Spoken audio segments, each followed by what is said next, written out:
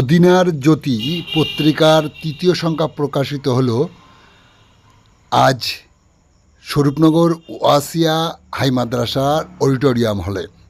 আপনারা দেখছেন সেই বিশেষ মুহূর্তের ধারণকৃত ভিডিও চিত্র আজকের স্বরূপনগরের ক্যামেরায়। তথ্যবিন্যাসে আমি সৈয়দ রেজনুল হাবিব আপনাদেরকে সাধুবাদ জানাই।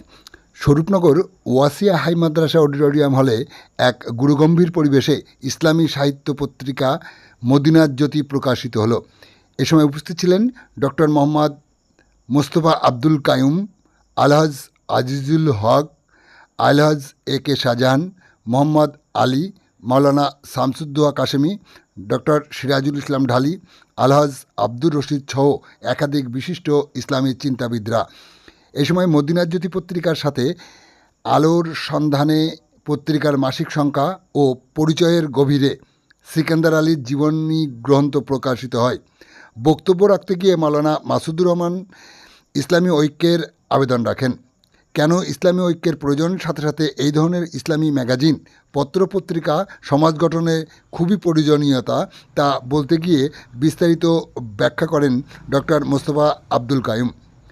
মদিনার জ্যোতি পত্রিকা বিশ্লেষণ করেন সুসাহিত্যিক, সমাজ জাগরণের কাণ্ডারি, আলোর সন্ধানে পত্রিকার সম্পাদক আনারুল হক। কি বললেন তিনি শোনাবো আপনাদের। সাহিত্য কোনোদিন ইসলামী, হিন্দু, বৌদ্ধ বা তুর্কি এরকম সাহিত্য হয় না।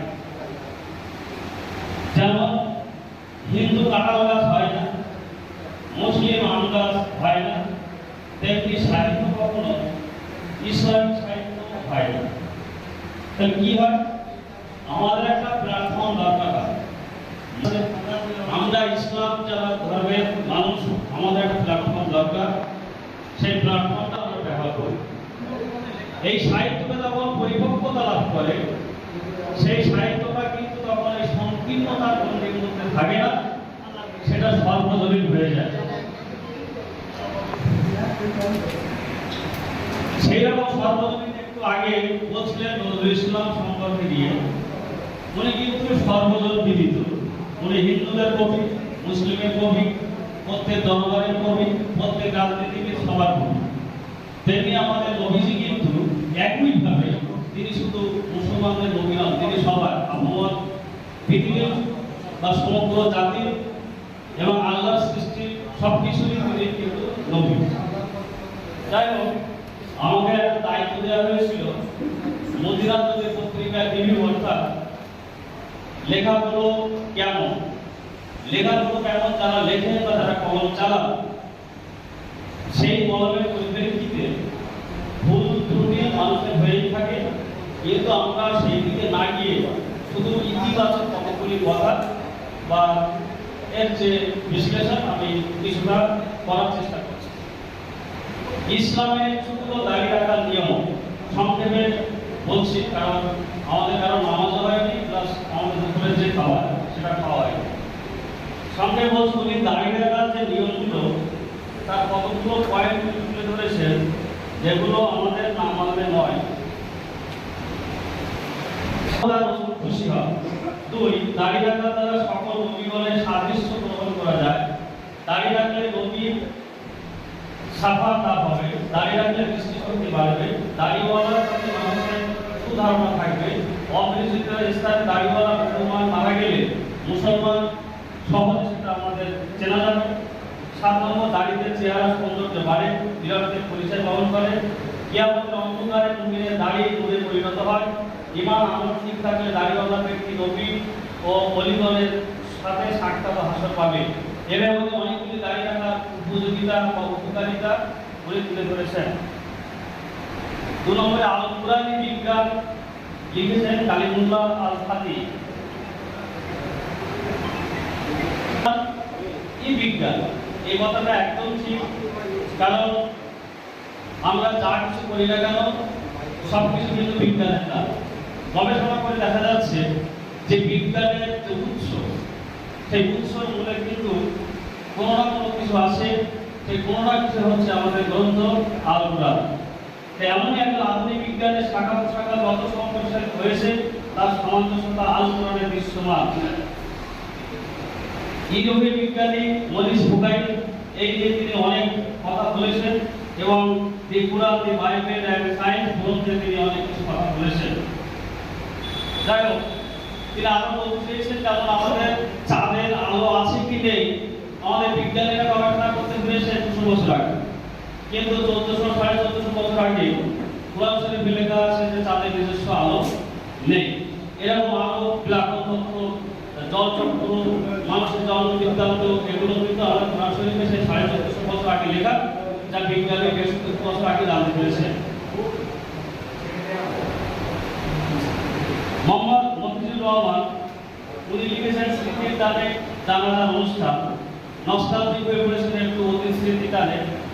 অর্থাৎ 1975 সালে বিহারি যে মাদ্রাসা, সেই মাদ্রাসার পরিপুত্র মরহুম মাওলানা কামিলউদ্দিন সাহেব যে মাদ্রাসা তৈরি করেছিলেন, তার সম্পাদক মরহুম আজিমউদ্দিন সাহেবকে নিয়ে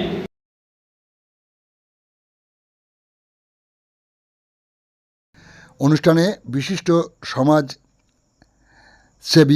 ও বিশিষ্ট জনদেরকে স্মারক সম্মাননা প্রদান করা হয়।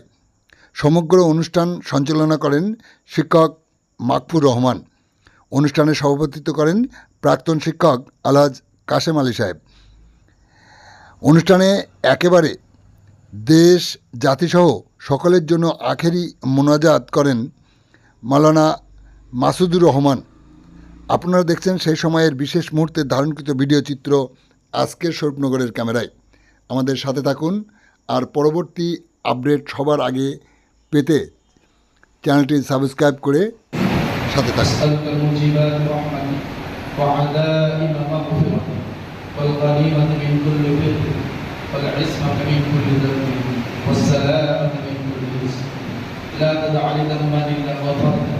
ولا هما إلا فرجته ولا دينا إلا قضيته ولا حاجة من حوادث الدنيا والآخرة. اللهم أخرجنا من ظلمات الوهم وأكرمنا بنور الفهم وافتح علينا أبواب فضلك ويسر علينا قضاء علم. سبحانك لا علم لنا إلا ما علمتنا إنك أنت العليم الحكيم. رب العالمين اشرب زماننا আমরা কেন এখানে এসেছি? রব্বুল আলামিন 10টা থেকে শুরু করে পর্যন্ত আমরা যা আলোচনা করলাম, আল্লাহ মুসলিম কমিউনিটি লেখনের মাধ্যমে আমাদের পরবর্তী প্রজন্মকে উৎসাহিত করার জন্য আল্লাহ যারা সহযোগিতা করেছেন প্রত্যেককে জাযাত খায়র আল্লাহ মাহফিলকে কবুল করে। রব্বুল আলামিন আমাদের মধ্যে গুরুজন যারা রয়েছেন, পিতৃতুল্য যারা অতিথি সভায় এসেছেন, বিশেষত আমার স্যার রয়েছেন, আল্লাহ প্রত্যেককে হায়াতে তৈয়বাতে সেহাতে কুরিয়াত আল্লাহ। আমাদের মধ্যে এই সমস্ত বড় বড় উজ্জ্বল নক্ষত্র রয়েছেন আল্লাহ, আল্লাহ সবাইকে তুমি জাযাত খায়র রব্বুল আলামিন। হে আল্লাহ, বাংলা ভাষা সাহিত্য নিয়ে আমরা আলোচনা করছিলাম। পশ্চিম বাংলার বাংলা ভাষা আল্লাহ মুসলমানদের আল্লাহ অনেক অবদান থাকলেও আমরা সেইভাবে আমাদের সাহিত্যকে, সাহিত্য সম্মানকে আমরা মেলে ধরতে পারি না। আল্লাহ আমাদের মধ্যে সেই ইস্তেতাআত তুমি দাও, সেই যোগ্যতা তুমি দাও, সেই সালাহিয়াত তুমি দাও আল্লাহ। আমরা যেন আবার আমরা বাংলা ভাষাকে আল্লাহ ইসলামের ভাষায় রূপান্তরিত করতে পারি। রব্বুল আলামিন, আয় আল্লাহ, তুমি সবই জানো আল্লাহ। বাংলা ভাষা অসংখ্য আরবি, ফার্সি, ইরানি থেকে শুরু করে ইংরাজি থেকে শুরু করে বিভিন্ন ভাষার অনুপ্রবেশ শুরু হচ্ছে। আয় আল্লাহ, এই ভাষা আমাদের মাতৃভাষাকে যেন কেউ কেড়ে নিতে না পারে আল্লাহ, আমাদের মুখের ভাষাকে যেন কেউ কেড়ে নিতে না পারে আল্লাহ, সেই তৌফিক তুমি এনায়েত করো। রব্বুল আলামিন, আজকে এই বিরাট ইন্তজাম করেছেন আমার সেকেন্দার ভাই আল্লাহ, তিনি উমরায় যাবেন এবং সঙ্গে নাজমুল সাদাত এবং সাদ্দাম সাহেব সহ আরো কয়েকজন বন্ধু মিলে আল্লাহ আমরা হজ পালন করতে যাচ্ছে। তোমার নবীর রওজায়ে তাহার তারা যাবে, প্রাণ খুলে তারা সালাম করবে আল্লাহ। তুমি তাদের উমরাকে তুমি কবুল করে নিও, কাবা বাইতুল্লাহকে দেখার তুমি সুযোগ করে দিও আল্লাহ। আমরা যারা দেখেছি, যারা দেখতে পারিনি আল্লাহ, তুমি সবাইকে সেখানে যাওয়ার সুযোগ করে দাও মাহবুব আল্লাহ। অন্তত একবার আল্লাহ তোমার রাসূলের জিয়ারত তুমি আমাদেরকে নসিব করে, কবুল করে আল্লাহ। এই কাজ উদ্বোধন করছে আবার ত্রৈমাসিক। আল্লাহ আলোর সন্ধান আল্লাহ হয়েছে এবং সেকেন্ডার ভাইয়ের জীবনী আল্লাহ আজকে আমরা উদ্বোধন করি, সেগুলোকে তুমি কবুল করে দাও আল্লাহ। যারা খেদমত করছেন লেখনী, সবাইকে তুমি আরো বেশি লেখন করো আল্লাহ। তুমি আমাদেরকে আমাদের মুসলিম জাতির মধ্যে থেকে বড় বড় আলেম, বড় বড় doctor, master, engineer, lawyer, IAS officer, IPS officer তৈরি করে দাও আল্লাহ। আল্লাহ বড় বড় সাহিত্যিক তুমি তৈরি করে দাও আল্লাহ। আমাদের এই কওম যেন আগামী দিনে গোটা পৃথিবীকে নেতৃত্ব দিতে পারে সেই ধরনের বিরাট নেতা, বিরাট আলেম তুমি তৈরি করে দাও। সাল্লাল্লাহু তাআলা আলা মুহাম্মাদ ওয়া আলিহি ওয়া আসহাবিহি আজমাইন। وحق لا إله إلا الله